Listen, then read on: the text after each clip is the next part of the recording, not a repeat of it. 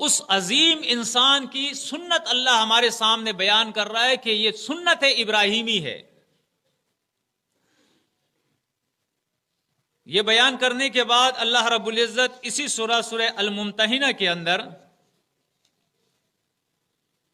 آیت نمبر 10 کے اندر اللہ فرماتا ہے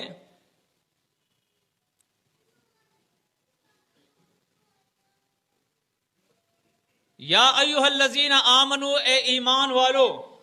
ایک قانون اللہ بیان کر رہا ہے، اذا جاءکم المؤمنات مہاجرات، جب تمہارے پاس ہجرت کر کے مومن عورتیں آ جائیں، فامتحنوہن، تو ان کی آزمائش کر لیا کرو۔ اللہ اعلم بایمانہن، اللہ رب العزت ان کے ایمان کو خوب جانتا ہے، اسے خوب معلوم ہے۔ فَإِنْ عَلِمْتُمُوهُنَّ مُؤْمِنَاتٍ، اگر تمہیں ظاہر ہو جائے، معلوم ہو جائے کہ واقعی یہ مومن ہے، کوئی دغا بازی نہیں کر رہی ہے یہ، فَلَا تَرْجِعُوهُنَّ إِلَى الْكُفَّارِ، تو ان کو کفار کے طرف لوٹاؤ مت۔ پھر آگے اللہ کیا فرماتا ہے؟ لَا هُنَّ حِلٌّ لَهُمْ، لَا هُنَّ حِلٌّ لَهُمْ، اس لیے کہ ایمان کے بعد اب یہ عورتیں، مومنہ عورتیں، ان کافروں کے لیے حلال نہیں ہے۔ وَلَا هُمْ يَحِلُّونَ لَهُنَّ، اور نہ وہ کافر مرد جو ہے وہ ان مومن عورتوں کے لیے حلال ہے۔ یہاں بھی اللہ نے حرام اور حلال کا ذکر کیا ہے کہ مشرک اور کافر ایک مومنہ عورت کے لیے حلال نہیں ہے، اور ایک مومن مرد، اس کے لیے ایک مشرکہ عورت وہ حلال نہیں ہے۔ آگے اللہ کیا فرماتا ہے؟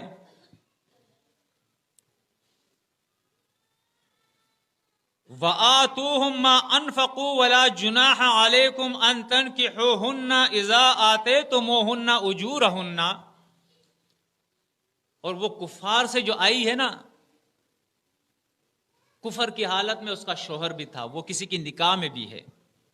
اب دیکھیں اللہ کے کیا فرماتا ہے کہ اس نکاح کے باوجود جس کا نکاح ہے، اس نے جو مہر اس کو دیا ہے، اس مہر کے پیسے اس کو واپس لوٹا دو کہ بھائی یہ لو تمہارا مہر واپس ہو گیا۔ یا اللہ نے طلاق کا مطالبہ نہیں کیا ہے، بس وہ ایمان لے خود بخود جدائی آ گئی، وہ کفر میں ہے، یہ ایمان میں آ گئی، جدائی آ گئی۔ اس کا مہر صرف اس کو پہنچا دو کہ یہ تمہارا مہر ہے جو تم نے خرچ کیا تھا، اب یہ عورت تمہارے پاس نہیں آ سکتی، اس لیے کہ تم کافر مشرک ہو اور یہ مومنہ ہے۔ اور اس کے بعد اللہ فرماتا ہے اگر تم انہیں مہر دے دو اور ان سے نکاح کر لو تو تمہارے اوپر کوئی گناہ نہیں۔ یعنی اب اسلامی معاشرے کے اندر اس کا نیا شوہر مومن ہوگا، مہر نیا مقرر ہوگا۔ آگے اللہ فرماتا ہے وَلَا تُمْسِكُوا بِعِصَمِ الْكَوَافِرِ، اور کافر عورتوں کی عصمت یعنی ان کو نکاح کے اندر مت روکے رکھو۔ اگر کوئی عورت کافر ہے تو اس صورت میں ان کو اپنی نکاح کے اندر مت روکے رکھو۔ اس کے اندر اگر آپ دیکھیں گے تو نہ صرف قرآن بلکہ سنت بھی ہمارے سامنے موجود ہے۔ نبی کریم صلی اللہ علیہ وسلم نبوت سے پہلے خود ان کی بیٹی جو ہے ایک مشرک کے نکاح میں چلے گئی، لیکن جب نبوت ملی ہے آپ صلی اللہ علیہ وسلم نے اپنی بیٹی کو روک لیا ہے۔ جب وہ ایمان لائے ہیں تو پھر اس کے بعد اللہ کے نبی صلی اللہ علیہ وسلم نے اس کو چھوڑا ہے۔ عمر رضی اللہ تعالیٰ عنہ کے نکاح کے اندر اہل کتاب مشرکہ ہے، لیکن آپ نے ان کو بھی چھوڑ دیا ہے، طلاق دے دی ہے۔ کیونکہ ہمارے یہاں تو خیر لوگوں نے بڑی حدیں پلان کر لی ہے،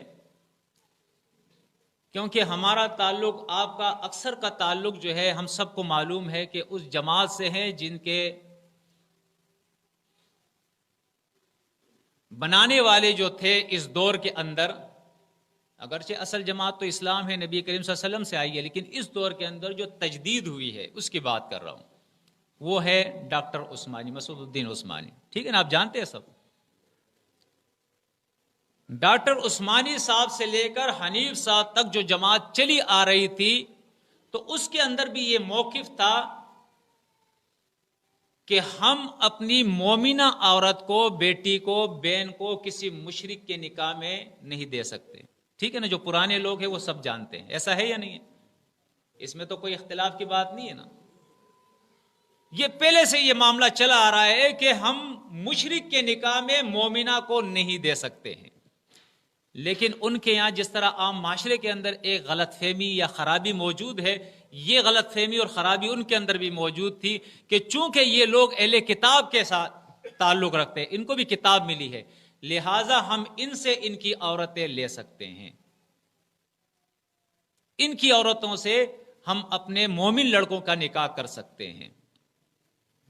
اس کے لیے وہ ایک آیت پیش کرتے تھے، اور جتنے لوگ ہیں وہ سب یہی آیت پیش کرتے ہیں. سورۃ المائدہ کی آیت ہے، آیت نمبر 5. اس آیت کے اندر اللہ فرماتا ہے الیوم احل لکم الطیبات، آج تمہارے لیے حلال کر دیے گئے ہیں پاک چیزیں. پاک چیزیں تمہارے لیے حلال کر دی گئی ہیں. وَطَعَامُ الَّذِينَ أُوتُوا الْكِتَابَ حِلٌّ لَكُمْ، اور اہل کتاب کا کھانا بھی اللہ نے تمہارے لیے حلال کر دیا ہے. آگے فرمایا وَطَعَامُكُمْ حِلٌّ لَهُمْ، اور تمہارا کھانا اللہ نے ان کے لیے حلال کر دیا ہے. وَالْمُحْصَنَاتُ مِنَ الْمُؤْمِنَاتِ، اور جو مومن عورتیں ہیں وہ اللہ نے تمہارے لیے حلال ٹھہرائی ہے. وَالْمُحْصَنَاتُ مِنَ الَّذِينَ أُوتُوا الْكِتَابَ مِنْ قَبْلِكُمْ، اور تم سے پہلے جن کو کتاب دی گئی ہے ان کی عورتوں، ان کے پاک دامن عورتوں کو بھی اللہ نے تمہارے لیے حلال قرار دیا ہے. اس آیت کو دلیل بنا کے لوگ یہ کہتے ہیں کہ اہل کتاب کی عورتوں سے نکاح کیا جا سکتا ہے، اس لیے کہ یہاں استثناء موجود ہے. حالانکہ یہ وہ کتاب ہے اور کتاب کی وہ آیت ہے کہ اس آیت کے اوپر ہم اگر سنت میں جا کر دیکھیں تو ہم ان لوگوں سے پوچھتے ہیں کہ بھائی قرآن مجید کے اندر اللہ فرماتا ہے آمن الرسول بما انزل الیہ من ربہ والمؤمنون، اس کتاب کا نزول جس محمد صلی اللہ علیہ وسلم پہ ہوتا ہے سب سے پہلے وہ اس پہ ایمان لے آتا ہے، اس کے بعد مومن اس پہ ایمان لاتے ہیں. تو اگر واقعی کسی مشرکہ اہل کتاب کو نکاح میں لیا جا سکتا تھا تو آپ ہمیں نام بتا دیں کہ نبی کریم صلی اللہ علیہ وسلم کے نکاح میں کتنی مشرکہ تھی اہل کتاب. کوئی بتا سکتا ہے؟ چیلنج ہے، کوئی ایک نام بتا دے کہ وہ مشرکہ تھی اہل کتاب اور اللہ کے نبی صلی اللہ علیہ وسلم کے نکاح میں تھی. یا صحابہ کرام نے کتنی مشرکہ عورتوں سے جو اہل کتاب تھے ان سے نکاح کیا ہے. بلکہ حدیث کے اندر آتا ہے کہ عمر رضی اللہ تعالیٰ عنہ کے نکاح میں جو اہل کتاب مشرکہ تھی آپ نے ان کو طلاق دے کے رخصت کر دیا تھا. تو یہ قرآن، کیا نبی کریم صلی اللہ علیہ وسلم نہیں سمجھتے تھے اس آیت کو؟ کیا صحابہ کرام نہیں سمجھتے تھے اس آیت کو؟ اس آیت پہ آپ خود غور کریں، آپ کو معلوم ہو جائے گا. آیت کے دو حصے ہیں. پہلے حصے کے اندر اللہ نے فرمایا کہ اہل کتاب کا کھانا تمہارے لیے حلال ہے. اب قرآن مجید کے اندر اللہ نے دوسرے مقام پہ فرما دیا انما حرم علیکم المیتۃ والدم ولحم الخنزیر وما اہل بہ لغیر اللہ، کہ تمہارے اوپر 4 چیزیں، مردار، خنزیر کا گوشت، خون، اور اللہ کے علاوہ کسی اور کے نام پر دیا جائے تو وہ تم پر حرام ہے. اب اگر اہل کتاب عیسیٰ علیہ السلام کے نام کی منت مانے، نیاز کرے، تو کیا ہم کھا سکتے ہیں؟ اگر دلیل کے طور پہ کوئی کہہ دے کہ اللہ نے فرمایا ہے کہ ان کا کھانا تمہارے لیے حلال ہے، ٹھیک ہے، وہاں تو اللہ نے کہہ دیا ہے کہ حرام ہے، لیکن یہاں اللہ نے استثناء کر دیا ہے کہ اہل کتاب کا کھانا تمہارے لیے، تو یہ وہ صحیح کرے گا یہ تعویل قرآن کی یا غلط کرے گا؟ غلط ہے یہ. اس لیے کہ یہ وہ کتاب ہے جس کو کتاب متشابہ اللہ نے کہا ہے. یہ متشابہ کتاب ہے، اس کی ایک آیت دوسرے سے ملتی ہے، ایک آیت دوسرے کی تشریح کرتی ہے. اس کتاب کے اندر تضاد اور اختلاف نہیں ہے، یہ تضاد اور اختلاف سے پاک ہے. اللہ سورہ نساء کے اندر فرماتا ہے افلا یتدبرون القرآن ولو کان من عند غیر اللہ لوجدوا فی اختلافا کثیرا. اگر یہ اللہ کی کتاب نہ ہوتی، یہ کیوں غور و فکر نہیں کرتے، تدبر نہیں کرتے، تب جا کے اس میں بہت سارا اختلاف ہوتا. لیکن یہ اللہ کی کتاب ہے، اس لیے یہ اختلاف سے پاک کتاب ہے. ایسا نہیں ہو سکتا ہے کہ اللہ نے سورۃ بقرہ کے اندر، سورۃ نور کے اندر، سورۃ الممتحنہ کے اندر کہہ دیا کہ مشرکوں کو، کافروں کو اپنے نکاح میں مت لاؤ، نہ ان کے نکاح میں اپنی عورتوں کو دو. اور سورۃ مائدہ میں اللہ نے ایک جگہ فرما دیا کہ کوئی بات نہیں، اہل کتاب اگر مشرک ہو تو تب بھی ان کی عورتوں کو تم نکاح میں لے سکتے ہو. جس طرح اہل کتاب کا حرام کھانا ہمارے لیے جائز نہیں، اسی طرح اہل کتاب کی مشرکہ بھی ہمارے لیے جائز نہیں ہے. اب سوال پیدا ہوتا ہے کہ یہ اس سے مراد کون سے اہل کتاب ہے؟ تو دیکھیں قرآن مجید کہتا ہے لیسوا سوا. اہل کتاب کیا ہے؟ برابر نہیں ہے. اہل کتاب سب کے سب برابر نہیں ہے. آپ دیکھیں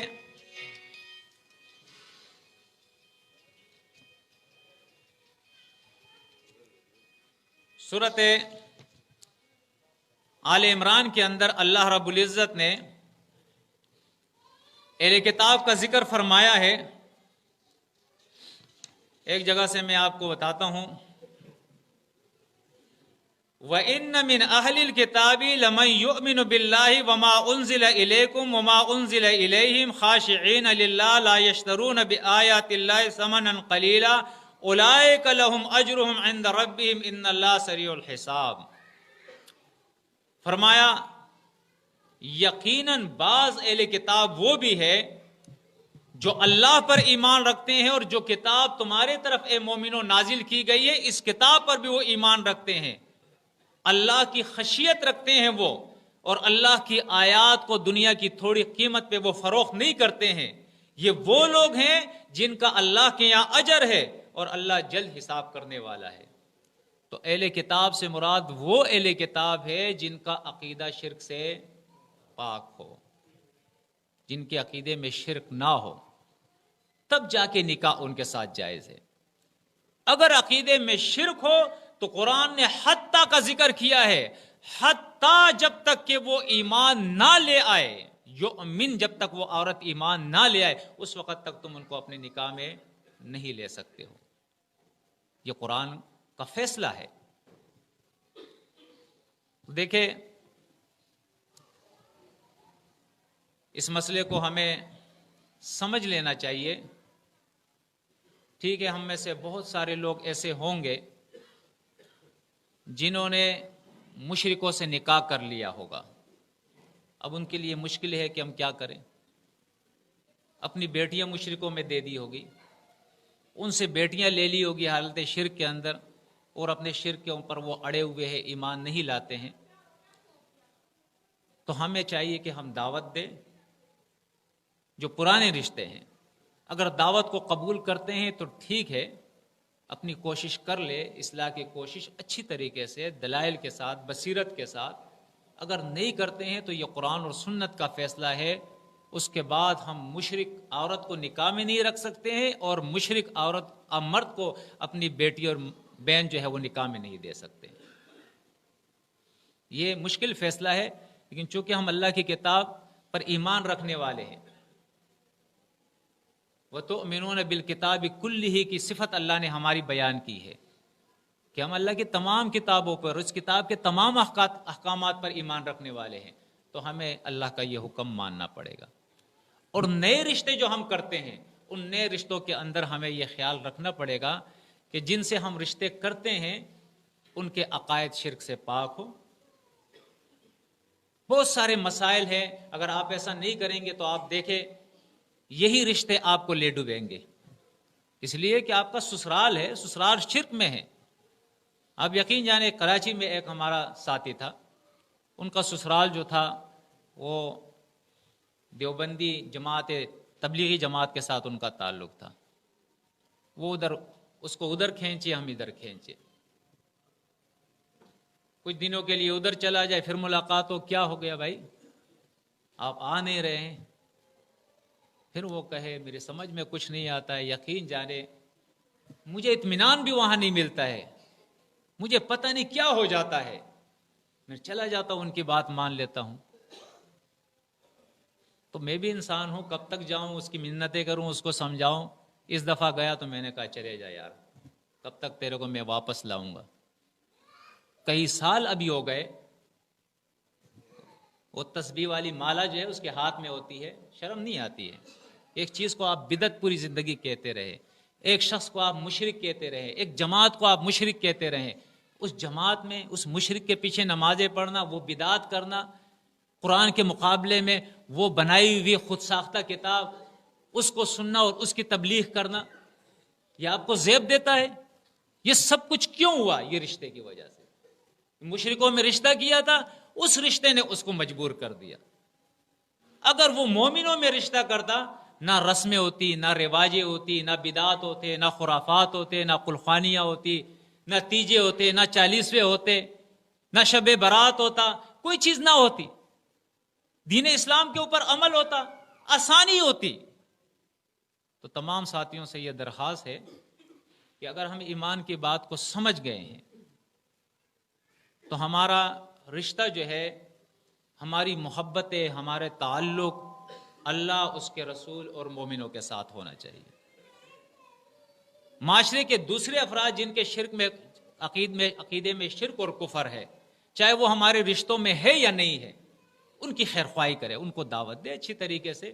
اگر ہمارے پاس آ جائے، ہماری جماعت میں شامل ہو جائے، اسلام کے عقائد کو اپنا لے، وہ ٹھیک ہے، پھر آپ رشتہ کریں، کوئی منع نہیں۔ ہاں کچھ لوگ ایسا کرتے ہیں، یہ دھوکہ دینے والی بات ہے کہ کہیں رشتہ کرنا ہے بیٹی کا تو وہ کیا کرتے ہیں، کہہ دیتے ہیں کہ بھائی ہمارے یہ عقائد ہے اور ہمارے امیر ہے، ہماری جماعت ہے، اور آپ ایسے کریں کہ ان کے سامنے آپ اقرار کریں کہ میں ان چیزوں کو مانتا ہوں تو میں رشتہ کر دوں گا، میں اپنی جماعت سے مجبور ہوں۔ تو وہ آ کے ہمارے سامنے کہہ دیتا ہے کہ بھائی ٹھیک ہے، آپ کے جو عقائد ہے میں ماننے کے لیے تیار ہوں، ٹھیک ہے۔ رشتہ ہوتا ہے اور رشتے کے بعد جو ہے وہ دوربین کے اندر بھی نظر نہیں آتا ہے، بس صرف رشتہ ہی کرنا ہوتا ہے نا اس کو۔ تو اللہ کو اور مومنین کو یہ دھوکہ نہ دے، اس لیے کہ قرآن مجید کہتا ہے کہ یہ دھوکہ تم خود اپنے آپ کو دیتے ہو۔ اس لیے مرنا ہے، پھر اللہ کے سامنے جا رہے ہیں۔ دنیا میں تو آپ جماعت کو اور جماعت کے ذمہ دار لوگوں کو مطمئن کر لو گے، لیکن اللہ کو کیسے مطمئن کرو گے؟ تو یہ دغا بازیاں نہیں ہونی چاہیے، تعلق اللہ کے ساتھ اخلاص کے ساتھ ہونا چاہیے۔ اور جو لوگ ہاں مومنوں کے اندر بھی یہ صرف نہیں کہ فلاں کا بیٹا ہے، فلاں ہمارا ساتھی ہے لہٰذا یہ بھی ہمارا ساتھی ہو گیا، فلاں ہمارا ساتھی ہے، نہیں۔ اللہ کے نبی صلی اللہ علیہ وسلم نے فرمایا لوگ رشتے کرتے ہیں اس وجہ سے کرتے ہیں، اس کے حسن کو دیکھ کر، اس کے حسب نسب کو دیکھ کر، اس کی دولت کو دیکھ کر، لیکن تم اس کے دین کو دیکھ کر رشتے کیا کرو۔ تو ہماری جماعت کے اندر بھی ایسے بہت سارے لوگ ہیں جنہوں نے ایمان کا دعویٰ تو کر لیا لیکن نہ اللہ کی حکم کو مانتے، نہ رسول کے طریقے کو مانتے، آزاد زندگی گزار رہے ہیں، نشے بھی کر رہے ہیں، جوے بھی کھیل رہے ہیں، سود کا کاروبار بھی کر رہے ہیں، لوگوں کے خرافات اور شرکیات کے اندر بھی شریک ہو رہے ہیں،